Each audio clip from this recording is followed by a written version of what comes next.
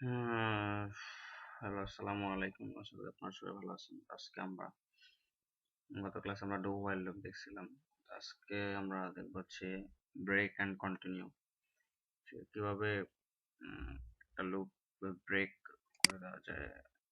আমার যে মনে করেন যে একটা লুপ 1 থেকে 100 পর্যন্ত চললো, কিন্তু আমার লাগবে হচ্ছে 1 থেকে 10 পর্যন্ত বা 1 থেকে 15 পর্যন্ত আমার লাগতেছে, বাকি ভ্যালুগুলো আমার লাগতেছে না। তো আমি ব্রেক করে দিব। এই জিনিসটা কিভাবে করা যায়?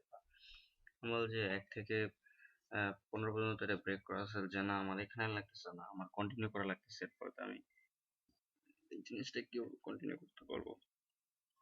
আজকে আমরা সেটা দেখবো। চলেন শুরু করা যাক ব্রেকের কন্টিনিউ। তো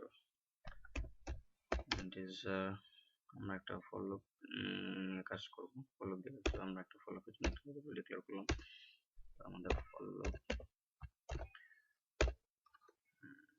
equal 1, that's my initialization, less than equal 15, এটা হচ্ছে ফাউন্ডেশন ফর লুপে ইনক্রিমেন্ট। তো আমরা বললাম যে if I equal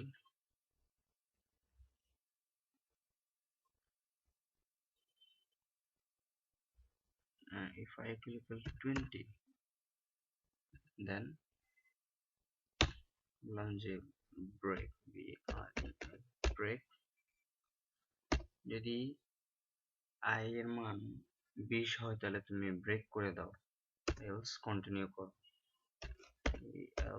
আর যদি I এর মান যে 20 না হয়, 20 না হওয়া পর্যন্ত তুমি এটাকে চালিয়ে যাও। কন্টিনিউ বললাম যে যদি I এর মান 20 হয় তাহলে তুমি এটাকে ব্রেক করে দাও, আর যদি I এর মান 20 না হয়, যদি 20 এর চেয়ে ছোট হয়, তাহলে তুমি জিনিসটাকে চালাও। তাহলে আমরা প্রিন্ট করে দেখি কি হচ্ছে। আসলে কোনো কিছু রান হচ্ছে না, আসলে সে বুঝতেছে না এটা কি হচ্ছে। তো আমরা আসলে আলাদা আলাদা করে দেখাই। কাজটাকে দিলাম যে if I equal 20, যদি I এর মান 20 হয় তাহলে তুমি আচ্ছা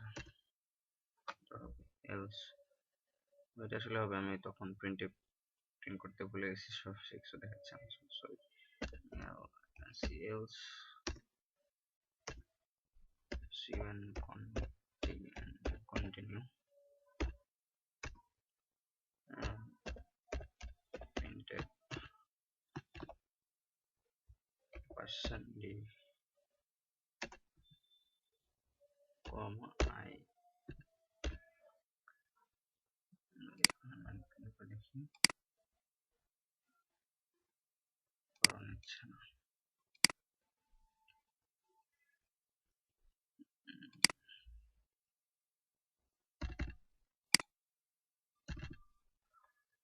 আমরা বললাম যদি I এর মান যদি 20 হয় তাহলে তুমি ব্রেক করে দাও। I এর মান যদি তুমি 20 হয় তাহলে তুমি ব্রেক করো। আর যদি I এর মান 20 হয় তাহলে তুমি, এবার বললাম যে আমরা I এর মান যখন 20 তাহলে তুমি কন্টিনিউ করো।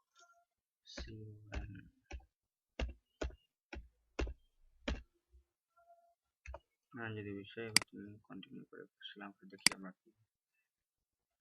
I এর মান যখন 20 হয়েছে তখন সে 20 কে বাদ দিয়ে 21 থেকে আবার 50 পর্যন্ত সে কাউন্ট করছে।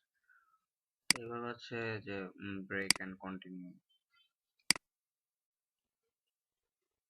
তো আশা করি আপনারা বুঝতে পারবেন। তো দেখার জন্য ধন্যবাদ। নেক্সট ভিডিওতে আমরা আরো অনেক কিছু আলোচনা করব। খোদা হাফেজ।